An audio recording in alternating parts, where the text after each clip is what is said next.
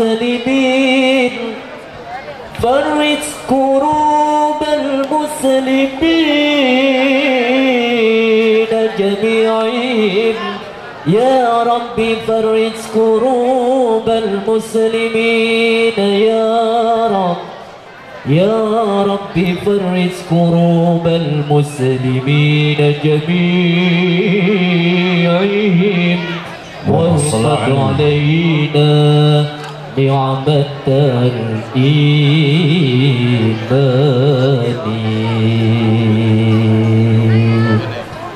اللهم صل وسلم وبارك عليه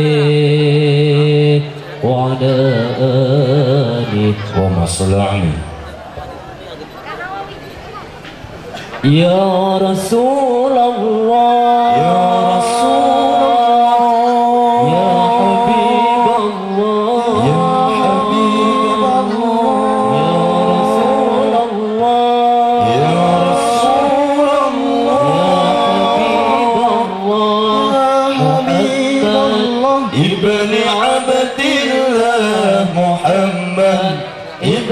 عبد الله محمد ابن عبد الله محمد ابن عبد الله يا رسول الله يا حبيب الله يا رسول الله يا حبيب الله محمد ابن عبد الله محمد ابن عبد الله محمد ابن عبد الله محمد ابن عبد الله يا رسول الله يا حبيب الله يا رسول الله يا حبيب الله محمد ابن عبد الله محمد ابن عبد الله محمد ابن عبد الله محمد ابن عبد الله انشد يا حبينا بمن أهواه غنينا حلوا منشد يا حبينا بمن أهواه غنينا ويا حادي أعدمان حكى بإنشادي بمن وهو يا حادي أعدمان حكى بإنشادي يا رسول الله يا حبيب الله يا رسول الله يا حبيب الله محمد ابن عبد الله محمد ابن عبد الله محمد ابن عبد الله محمد ابن عبد الله جيارة الوادي لما رحت على دينا رحت ولاتنا لما سرنا لطيبة برحنا ترنا ولولا لما سرنا لطيبة برحنا ترنا يا رسول الله يا حبيب الله يا رسول الله حبيب الله محمد ابن عبد الله محمد ابن عبد الله محمد عبد الله محمد ابن عبد الله يا أبا الزهراء فأنت بحالنا أدرى دخيل يا أبا الزهراء فأنت بحالنا أدرى بحق الآل والعشرة تشفى بنا وحمينا بحق الآل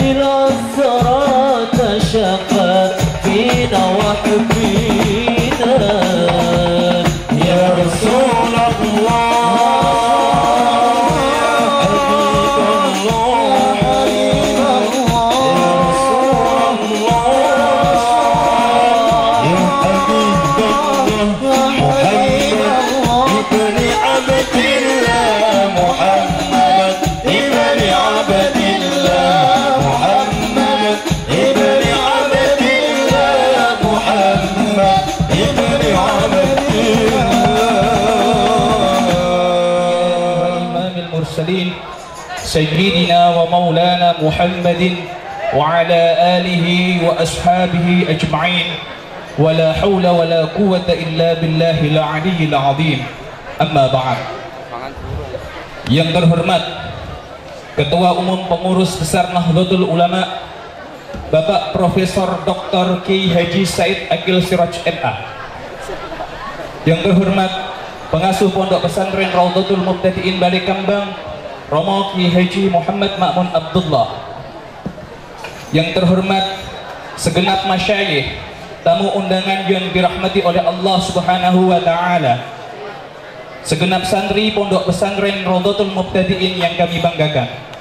Pertama, marilah kita panjatkan rasa syukur kita kehadirat Allah Subhanahu wa taala yang telah melimpahkan rahmat nikmatnya kepada kita semua, sehingga di sore yang penuh berkah ini kita dapat bermuajahah dalam rangka silaturahim pengurus besar Nahdlatul Ulama bersama keluarga besar Pondok Pesantren Raudhatul Mubtadiin Balekambang. Kedua kalinya salawat serta salam marilah kita haturkan kepada Nabi Agung Muhammad sallallahu alaihi wasallam biqaulina Allahumma shalli ala sayyidina Muhammad wa ala ali sayyidina Muhammad. Mudah-mudahan kelak di yaumil qiyamah kita diakui sebagai umatnya yang mendapatkan syafaatul uzma, amin ya rabbal alamin. Ketiga kalinya kami di sini selaku Raisul Jalsah akan menyampaikan tartibul baramij yang akan berlangsung pada sore hari ini. Acara yang pertama pembukaan, acara yang kedua qiraatul Quran, acara yang ketiga sambutan pengasuh pondok pesantren, dan dilanjutkan acara yang keempat mau'idhah hasanah dan doa. Acara yang pertama yaitu pembukaan. Marilah kita buka acara pada sore kali ini dengan bacaan Ummul Kitab. Semoga silaturahim pada sore hari ini diberkahi oleh Allah Subhanahu wa taala. Ala hadhihi niyyah as-salihah wal ijabah bisirril Fatihah.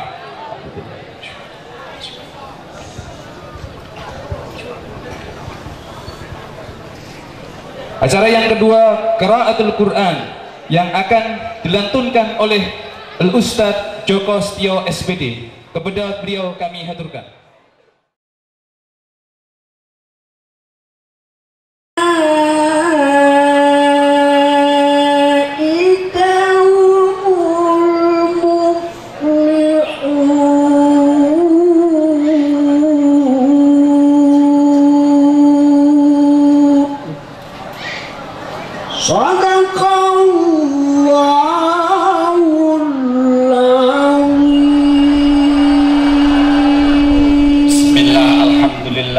Wassalatu wassalamu ala rasulillah Muhammadin ibn Abdillah la nabiyya ba'dah, amma ba'd. Wonten ing ngarsanipun para habaib, para alim, para kiai, sesepuh bini sepuh, para santri yang berbahagia pada sore hari ini. Wabil khusus panjenenganipun Profesor Dr. Kiai Haji Said Akil Siraj selaku pengurus besar Nahdlatul Ulama yang kesempatan pada sore hari ini bisa hadir di tengah-tengah kalian anak-anak pondok ya. Tak lain kula atas nami pengasuh Pondok Pesantren Raudhatul Mubtadiin boten badhe matur kathah-kathah, ngaturaken marhaban ahlan wa sahlan bi hudurikum. Sugeng rawuh, sugeng winara panjenenganipun Romo Kiai Haji Said Akil Siraj, sedaya santri nyuwun wejangan, sedaya santri nyuwun arahan, sedaya santri nyuwun donga pangestu panjenenganipun mugi-mugi angsalipun nempuh ilmu di Raudhatul Mubtadiin menika pikantuk ilmu ingkang kathah berkah manfaat fid dini wad dunya wal akhirah. Amin Allahumma amin.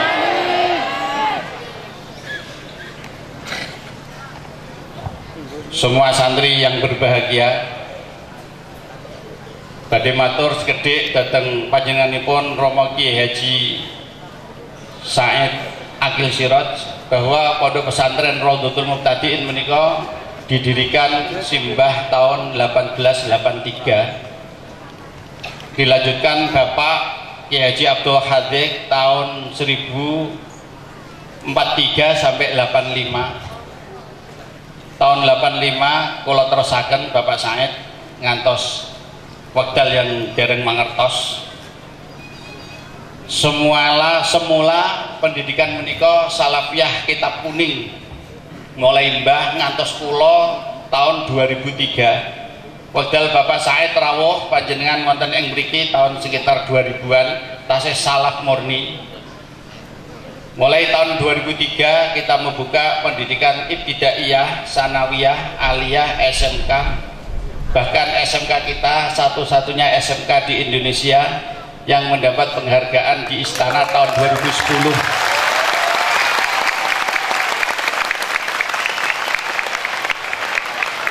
Sekolah Perintis Pendidikan Karakter. Tahun 2013 alhamdulillah mendapat izin operasional lagi dari Bapak Muhammad Nuh, inggih menika Akademi Komunitas, dan saat menika sampun berjalan Pak Said pikantuk mahasiswa sekitar 60-an. Keranten sedaya memang mondok, jadi nak ora mondok mboten angsal ten mriki. Sedaya kala wau kula aturaken namung nyadong pengarahan saha nyadong donga kersanipun santri-santri punika dadi santri sing nahdiyin kuat ngoten Pak Said maksudnya kawula. Mugi-mugi mangkeh pengarahan saking panjenenganipun Rama Kyai Haji Said Siraj wonten manfaat lan barokahipun kangge kita sedaya, amin Allahumma amin. Mboten saged matur kathah-kathah, mugi-mugi atur kawula senaosa sekedhik kangge mukadimah saha ucapan selamat datang kala wau. Semanten wabillahi taufik wal hidayah. Wassalamualaikum warahmatullahi wabarakatuh. Alhamdulillah wassalatu wassalamu ala sayyidina wa maulana wa syafi'ina wa habibina Muhammad afdal anbiya wal mursalin ibni Abdillah wa ala alihi wa sahabatihi wa man tabi'a sunnatahu wa jama'atah min yaumina hadha ila yaumin nahdah. Sadatana ulama wal masyayikh wal asatid wabil khusus Hadratus Syekh Kyai Haji Ma'mun Abdullah sahibul ma'had Raudhatul Muqtadiin atallahu baqa'ah fi sihatin daimah, amin. Mudah-mudahan panjang umur sehat walafiat. Para tamu undangan, para pejabat pemerintah, para asatid dan para sanatir, para santri dan mahasiswa, hadirin Bapak Ibu sekalian. Kita harus yakin, kita harus bangga, harus percaya diri bahwa kita adalah ashabul haq. Apa? Ashabul haq. Kita ahlul haq. Apa? Ahlul haq. Kitalah ashabu kalimatil haq. Kita pemegang kebenaran. Kita yang memiliki kebenaran, kita yang menyuarakan suara kebenaran. Ada dua kebenaran. Satu, al-haqqud dini, apa? Al-haqqud dini. Kebenaran dalam cara beragama, sing selain NU salah, yang paling benar cara beragama adalah cara agamanya wong. Dan dua, cara berbangsa dan bernegara. Al-haqqul ijtima'i, apa? Al-haqqul ijtima'i. Jadi kita harus yakin, bersyukur, bangga menjadi warga Nahdlatul Ulama karena kita ashabu kalimatil haq, pembawa suara kebenaran, pemilik suara kebenaran yang selalu komitmen dengan kebenaran, baik kebenaran dalam cara beragama maupun cara berbangsa dan bernegara. Paham gak? Cara benar beragama. Ketika Rasulullah SAW masih hidup, ketika beliau masih hidup, maka sahibul haq, kalimatul haq ada pada satu orang, yaitu Rasulullah. Perintahnya benar, larangannya benar, sikapnya benar, ajakannya benar, ukuran kebenaran, standar kebenaran siapa? Jawab, siapa? Satu orang. Ketika beliau masih ya, nggak usah panjang-panjang, nggak usah contoh.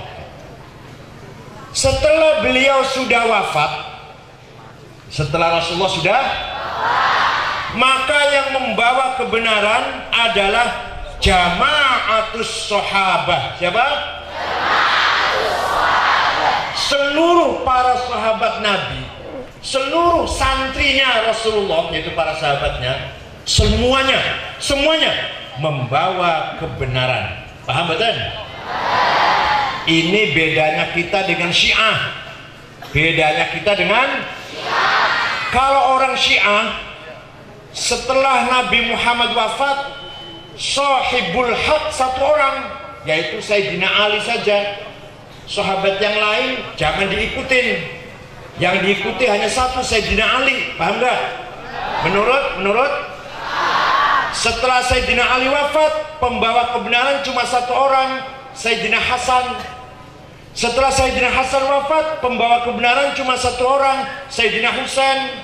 Husain wafat, Ali Zainal Abidin, Muhammad Al-Baqir, Ja'far Shadiq, Musa Al-Kazim, Ali Ar-Ridha, Muhammad Al-Jawad, Ali Al-Hadi, Hasan Askari, Imam Mahdi Al-Muntadhar. Imamnya ada 12 menurut orang. Jadi setelah Nabi Muhammad wafat, penggantinya Nabi itu yang membawa kebenaran, kalimatul haq, satu orang sampai 2. Kalau kita tidak. Kalau menurut ahli sunnah, setelah Nabi Muhammad wafat, yang membawa sautul haq, kalimatul haq, siratul haq, ahlul haq adalah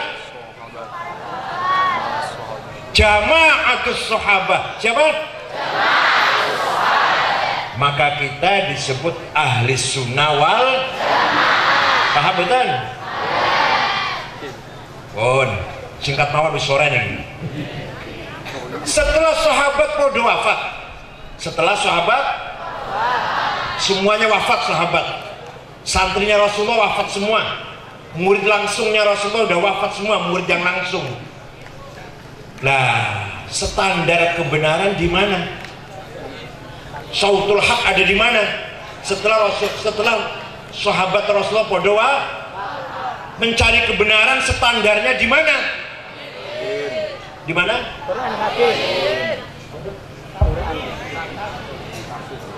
Al-Quran mengatakan, Al-Quran ngendikaken, waliya'lamal ladzina utul ilma annahul haqqu mir rabbik, annahul haqqu mir rabbika fayu'minu bihi fatukhbita lahu qulubuhum wa innallaha lahadil ladzina amanu ila siratim mustaqim. Apa kata Al-Quran? Surat Al-Had ayat 54. Waliya'lamal ladzina utul ilma annahul haq. Yang membawa kebenaran, yang menyuarakan al-haq setelah sahabat sampun boten wonten adalah alladzina utul. Apa artinya? Para ulama. Percaya silahkan, gak karep-karep mula. Pembawa kebenaran, ashabul haq adalah para. Kalau saya mengatakan para ulama, bukan saya orangnya.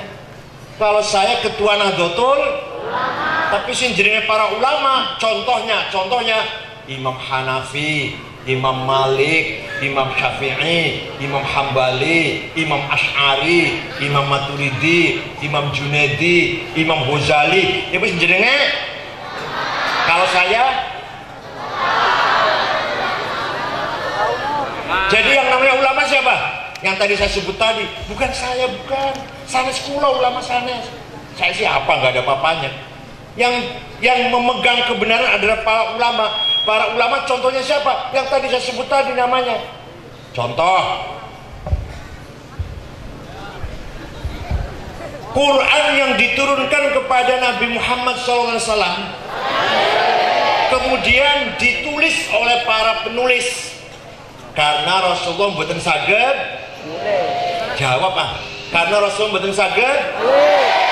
Jadi ada sendiri yang nulis.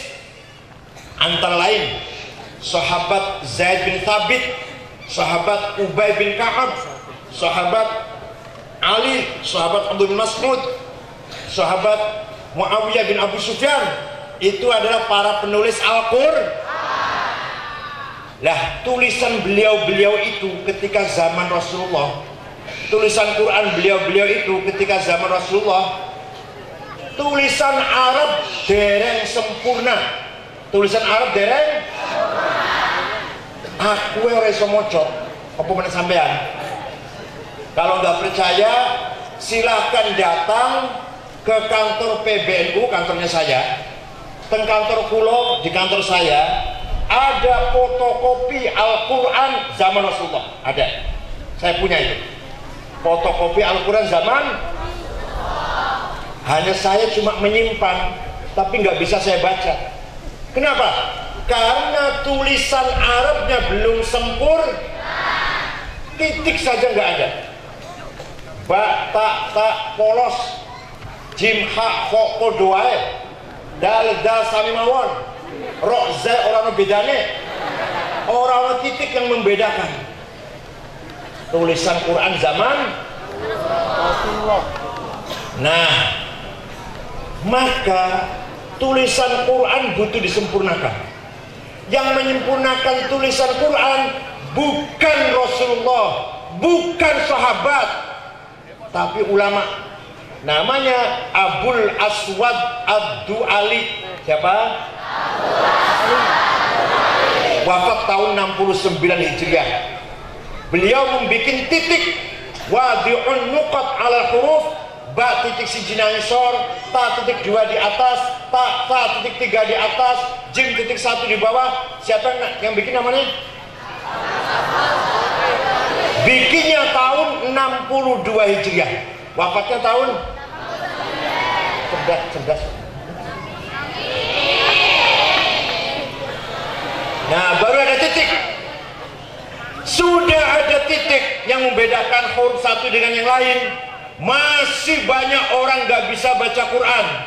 Maka ada seorang imam namanya Imam Khalil bin Ahmad Al-Farohidi yang wafat tahun 185 Hijriah, bikin harokat fathah, dhammah, kasroh, fathaten, dhammaten, kasroten, sukun, tasdid. Siapa yang bikin?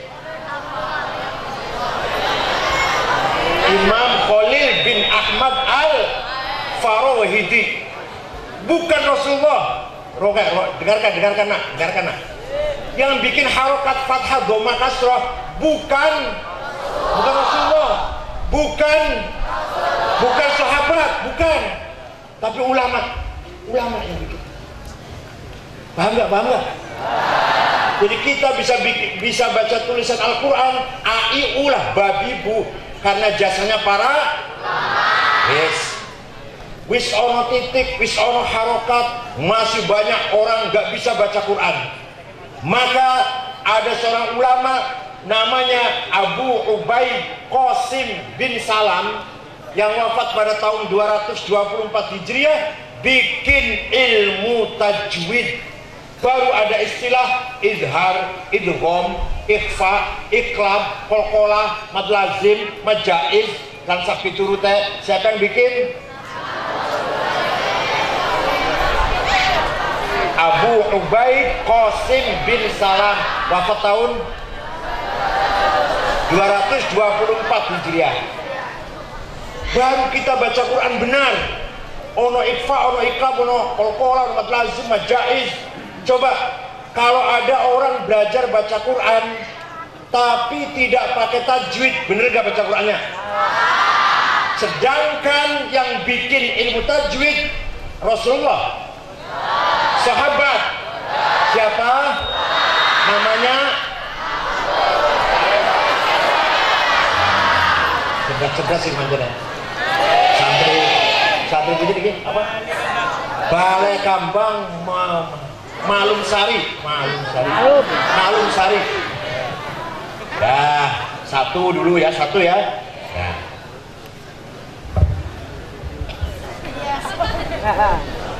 Al-Quran 62 kali berapa? Memerintahkan sholat kepada kita. Aqimus sholah, aqimus sholah, aqimus sholah.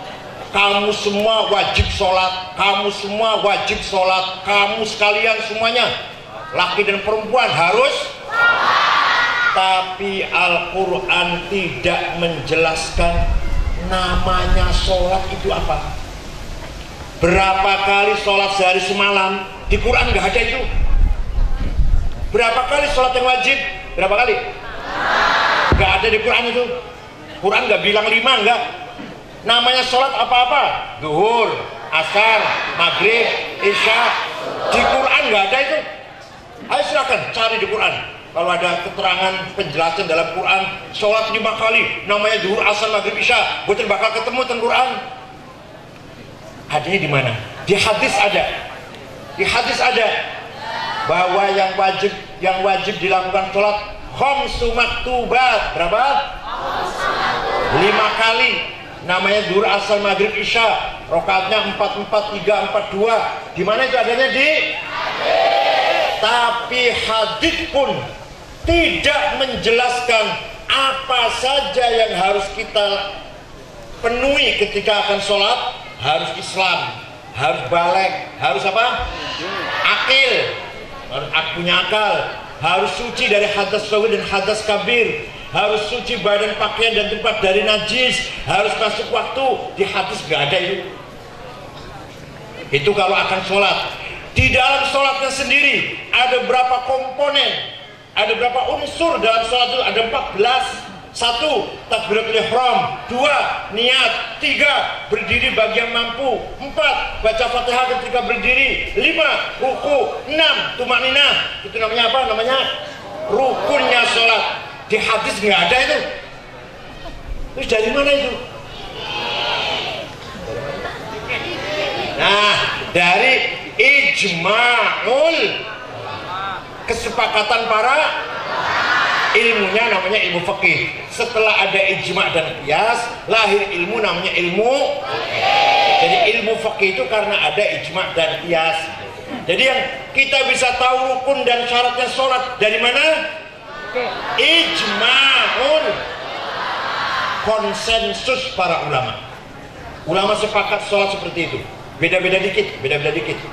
Imam Abu Hanifah misalkan senggolan laki perempuan nggak batal wudunya, Imam Syafi'i batal. Imam Syafi'i kalau takbir begini, Imam Malik kalau takbir lurus saja tangannya, beda-beda dikit. Tapi pada dasarnya sepakat ulama 4 itu sholat seperti itu. Jadi kalau ada orang mau belajar sholat, belum pernah lihat orang sholat, dia mau belajar sholat pertama kali, hanya membaca Quran dan hadis, bisa sholat enggak? Jawab, bisa sholat enggak? Potong leher saya kalau dia bisa sholat. Bisa sholat kalau kita belajar fiqh. Oke, nah itu tadi. Itu baru sholat, belum yang lain. Belum haji, belum amalah, belum nakah, belum zakat. Itu baru masalah satu, sholat kok. Ada orang pergi haji, nggak mau ikut kiai, mau cari sendiri. Arafah Mina Muzdalifah, bawanya Quran dan hadis. Ketemu nggak kira-kira Arafahnya? Nggak akan ketemu, malah kesasar yang Baghdad makin. Oh. Sekarang kias. Apa pentingnya kias? Kalau kita tanpa kias, kita nggak bisa ngapa-ngapain. Kias ada 9 macam. Aulawi, burhani, mantiki, jadali. tamthili, istiqra'i, khitobi, iqna'i, dan syi'ri. Contoh satu aja deh, satu aja. Di Quran ada nggak hukumnya sabu-sabu, ekstasi, narkoba? Ada nggak hukumnya? Di hadis ada nggak? Yang ada di Quran itu hukum haramnya khomer. Haramnya? Kalau ekstasi ada nggak hukumnya di Quran? Kalau begitu boleh? Boleh? Nggak ada di Quran hukumnya. Di hadis nggak ada hukumnya ekstasi, sabu-sabu, narkoba, heroin. Nggak ada di Quran hadis itu. Kalau gitu boleh? Boleh. Nah, bisa tidak dari mana? Dari kias. Dari apa? Kias namanya kias burhani. Kias apa? Burhani. Kias fakta. Contohnya begini, kalau mau bahasa Arab begini, kalau mau bahasa Arab. Hada muskir wa kullu muskirin khamrun wal khamru haramun fahada haram. Ini barang memabokkan. Setiap barang yang memabokkan masuk dalam kategori khamr, sedangkan khamr itu haram, maka ini barang namanya kias. Kedua, kias aulawi. Kias aulawi. Contohnya di Quran ada larangan bentak-bentak ayah dan ibu, ngomong kasar ayah dan wala taqul lahuma uffin wala tanharhuma. Kamu jangan berucap kasar dengan ayah dan ibu, dan kamu jangan bentak-bentak ayah dan ibu. Kalau gitu ayah dan ibu pukul aja. Yang dilarang itu cuma bentak-bentak, tempelan nggak ada larangannya. Kalau gitu ayah ibu kita tempelan aja ya? Nggak boleh. Dari mana nggak boleh? Kias aulawi. Kalau ngomong kasar tidak boleh, kalau bentak-bentak saja tidak boleh, apalagi kias apa namanya?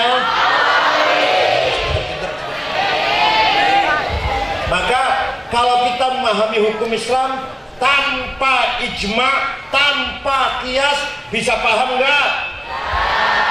Jawab, bisa paham tidak? Kalau ada orang tidak mau ikut ulama, tidak mau ikut ijma'nya ulama, kiasnya ulama, kira-kira goblok apa pintar? Yang keras? Goblok. Makanya kita ashabul pada abad terakhir Hijriah banyak hadis palsu, banyak hadis yang bohong, qala Rasulullah padahal tidak. Maka Khalifah Umar bin Abdul Aziz tahun 99 Hijriah memanggil salah seorang ulama namanya Syihabuddin Roma Hurmuzi. Syekh, cepat-cepat bikin ilmu untuk memilah-milah hadis, untuk menselasi hadis, mana yang benar, mana yang tidak benar, mana sahih, mana hasan, mana dhaif, mana maqtu, mana munqati, mana mursal, dan seterusnya. Siap, insyaallah 1 minggu ilmunya jadi. Lahirlah ilmu yang namanya ilmu mustalahul. Tahun berapa? 99. Khalifah siapa waktu itu? Karangannya siapa ilmu itu? Ulamanya namanya siapa? Syihabuddin Roma Hurmuzi. Siapa? Kalau tidak ada ilmunya ulama, kita bisa tahu nggak mana hadis sahih, mana hasan, mana dhaif? Bisa tahu nggak? Imam Bukhari apal hadis 600.000, tapi setelah diseleksi dengan ilmu mustalah hadis, tinggal yang sahih hanya 4.000 dalam Sahih Bukhari itu. Jadi penting nggak ilmu ini?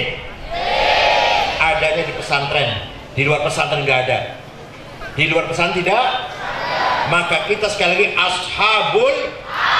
Nah, contoh lagi, kita harus kenal dengan Allah.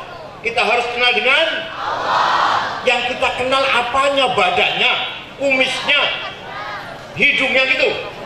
Yang kita kenal apanya? ayat-ayatnya. Yang harus kita kenal adalah sifat-sifatnya. Lahirlah ilmu yang membahas sifat-sifat Allah, namanya ilmu kalam atau ilmu tauhid. Yang pertama kali bikin ilmu kalam adalah Imam Wasil bin Atha. Siapa? 132 Hijriah. Nanti ilmu kalam disempurnakan oleh Imam Ahlus Sunnah wal Jamaah, Imam Abdul Hasan Ali Al-Asy'ari yang wafat tahun 324. Imam Ahlus Sunnah wal Jamaah. Saja kakek contoh ilmunya segitu aja ya. Yang kedua, kita ashabul haq dalam berbangsa dan bernegara. Menurut Nahdlatul Ulama, Indonesia merupakan negara kebangsaan, negara Darussalam, nation state dengan berdasarkan Pancasila, Undang-Undang Dasar 45, menjunjung tinggi kebinekaan, bineka dalam tunggal ika. Itu menurut NU sudah benar, sudah final. Paham nggak? Jadi menurut Nahdlatul Ulama, Indonesia berdasarkan Pancasila, Undang-Undang Dasar 45 tidak boleh dirubah. Kalau ada santri Balai Kambang ingin merubah Pancasila menjadi negara Islam misalkan, keluar dari NU itu namanya.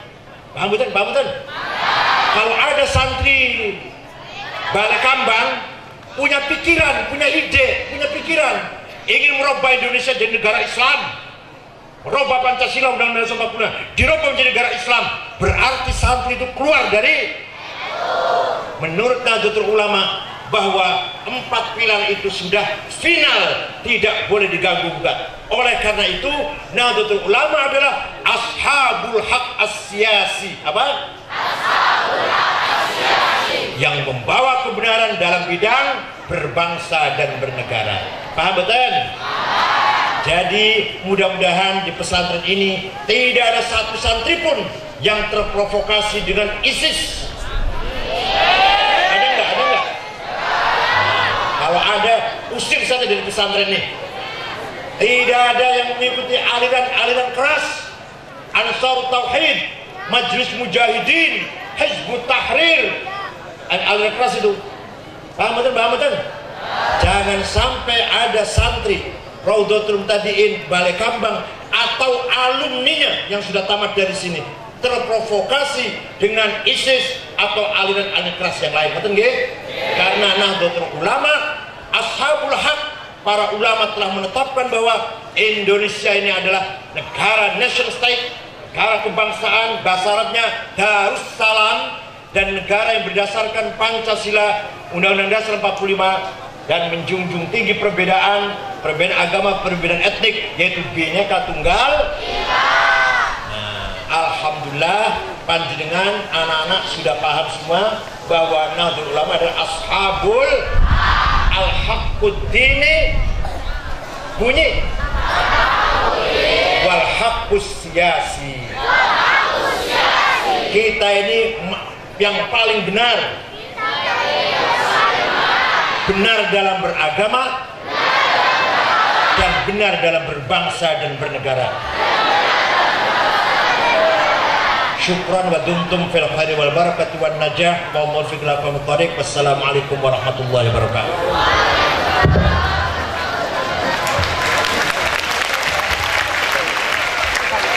Bismillahirrahmanirrahim. Alhamdulillahi rabbil alamin. Hamdan katsiran thayyiban barakan fihi ala kulli hal. Allahumma shalli sholatan kamilatan wa sallim salaman tamma ala sayyidina Muhammadin alladzi tanhallu bi qadam farij bil qurab wa tuqda bil hawaij wa tunalu bi raghaib wa husn khatim istasqahu man bi wajhil karim wa ala alihi wa sahbihi fi kulli hadin wa nafasin bi adad kulli ma'lumin lak.